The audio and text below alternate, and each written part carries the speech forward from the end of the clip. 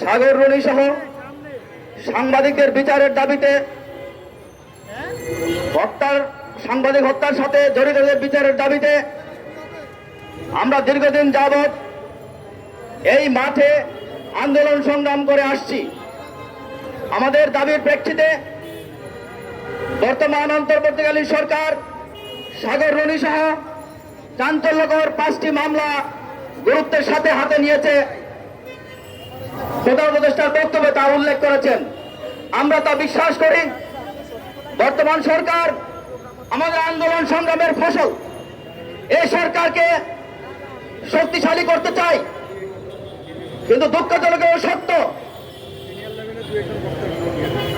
এই সরকার আসার পর বিভিন্ন জায়গায় যেসব লোকজনকে বসানো হয়েছে তা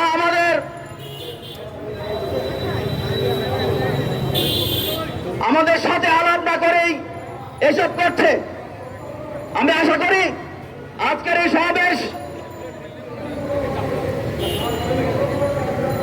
আমাদের মাঝে উপস্থিত হয়েছেন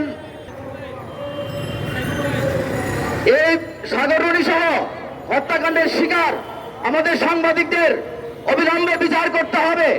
আর এই ছাত্র জনতা আন্দোলনে আমরা যে সাংবাদিক সমাজ অংশগ্রহণ করেছি তার বলার অপেক্ষা রাখে না।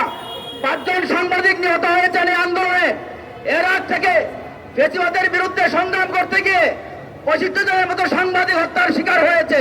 আর এখন যারা ফ্যাসিবাদের দূষর, যারা গত নির্বাচনে অংশগ্রহণ করে এই ফ্যাসিবাদকে প্রতিষ্ঠা করার জন্য কাজ করেছে, তারা আবার তৎপর হয়েছে।